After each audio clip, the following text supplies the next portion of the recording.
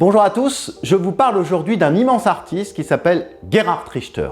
Alors, quand je dis immense, vous allez dire c'est peut-être pas très objectif, mais si c'est objectif parce qu'il existe un classement international des expositions et des articles de presse et qui le classe en numéro 1 des artistes vivants.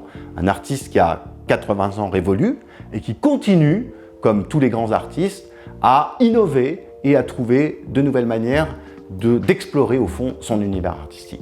Alors, il est tout à fait représentatif de cette fameuse école allemande qui est très présente depuis donc, on va dire, déjà 30-40 ans, qui est très reconnue dans l'art contemporain. Et pourquoi? Parce qu'il a bien entendu fallu aux artistes allemands une puissance de création pour revenir au fond sur une histoire douloureuse et tenter de réhumaniser en quelque sorte après en effet le traumatisme de la Seconde Guerre mondiale et du nazisme.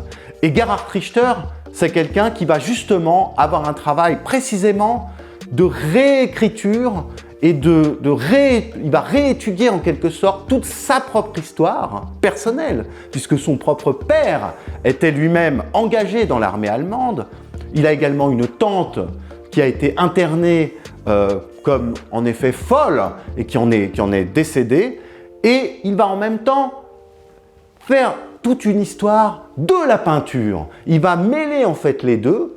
Alors l'histoire de la peinture, c'est très intéressant avec Gerhard Richter parce que c'est le rapport à la photographie. Vous savez que la photographie a profondément modifié la manière dont on crée de la peinture puisqu'il a fallu avoir une forme d'innovation par rapport à ce qu'était cette photographie qui se posait comme témoignage de la réalité. Le portrait, par exemple, n'a plus jamais été le même à partir, bien sûr, de l'invention de la photographie. Eh bien, Gerhard Richter va précisément réinterpréter tout ce rapport photographie-peinture en faisant des tableaux incroyables, totalement hyper réalistes, où franchement, vu de loin, on s'y perd. On ne sait pas s'il s'agit véritablement d'une peinture ou d'une photographie.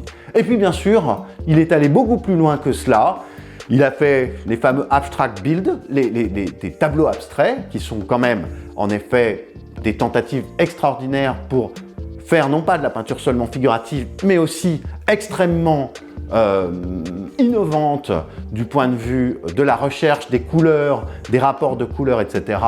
Et en fait, on peut dire qu'il a vraiment étudié tout le champ de l'art contemporain à travers la lumière, la couleur, la peinture, et qu'il est aujourd'hui, on va dire, le plus grand peintre du XXIe siècle.